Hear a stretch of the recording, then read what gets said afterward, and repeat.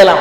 তারপরে এখন আমরা শুনবো যে আল্লাহ রাব্বুল আলামিন যে কাবা ঘর নির্মাণ করেছেন, এই কাবা ঘরের মধ্যে আল্লাহ তাআলা দৈনিক কয়টি রহমত কি করেন, বর্ষণ করেন। হাদিসের কিতাবের মধ্যে পাওয়া যায় যে আল্লাহ রাব্বুল আলামিন দৈনিক কাবা শরীফের উপর 120টি রহমত বর্ষণ করেন। সুবহানাল্লাহ। এই রিওয়ায়াতটা কোথায় পাওয়া যায়? এই রিওয়ায়াতটা হলো আল-মু'জামুল কাবীর লিত-তাবরানী 11475 নং হাদিসের বর্ণনায় এই হাদিস বর্ণিত হয়েছে। এখানে মুফতি সাহেব আছে, মুফতি সাহেবের কাছে জিজ্ঞাসা করতে পারেন। আমি তো এখানে কিতাব নম্বর বলে দিচ্ছি, মুফতি সাহেব এখানে উপস্থিত আছে। যাই হোক, এই কিতাবের মধ্যে এবং এই হাদিস এই কিতাবের মধ্যে পাওয়া যায় আল-মু'জামুল কাবীর লিত-তাবরানীর 11475 নং হাদিসের মধ্যে পাওয়া যায় যে এই বর্ণনা এসেছে কি, হযরত ইবনে আব্বাস রাদিয়াল্লাহু তাআলা, উনি একজন বড় একজন বিখ্যাত ছিলেন, সাহাবী ছিলেন। হযরত আব্বাস রাদিয়াল্লাহু তাআলা আনহু থেকে বর্ণিত, তিনি বলেন রাসূলুল্লাহ সাল্লাল্লাহু আলাইহি ওয়াসাল্লাম বলেছেন, নিশ্চয়ই আল্লাহ তাআলা প্রতিদিন ও প্রতি রাতে 120টি রহমত নাজিল করেন। বলেন না সুবহানাল্লাহ। মানে 120টি রহমত কোথায় নাজিল করে, প্রশ্ন জাগে না? অবশ্যই জাগতে পারে। আল্লাহর ঘর কাবা শরীফের মধ্যে 120টি রহমত প্রতিনিয়ত কি করেন, রহমত নাজিল করেন।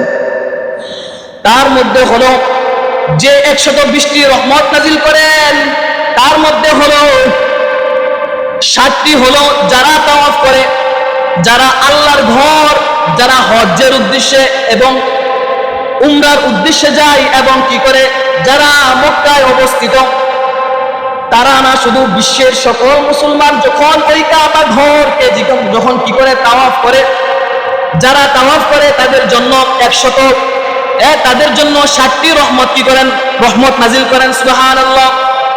আর যারা নামাজ আদায় করে তাদের জন্য 40টি রহমত নাজিল করেন। বলেন না সুবহানাল্লাহ। আর 20টি হলো যারা ওই কাবা ঘরকে শুধু তাকায়া তাকায়া দেখে, তাদের জন্য শুধু 20টি রহমত নাজিল করেন। বলেন না সুবহানাল্লাহ।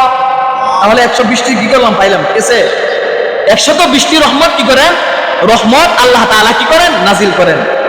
তার মধ্যে হলো এক নাম্বার হলো যারা তাওয়াফ করে, যারা হাজী সাহেবগণ যারা হজ করতে যায়, তাওয়াফ করে, তাদের জন্য আল্লাহ তাআলা কি করেন, 60টি রহমত কি করেন, 60টি রহমত নাজিল করে। আর যারা নামাজ আদায় করে তাদের জন্য কয়টি, 40টি।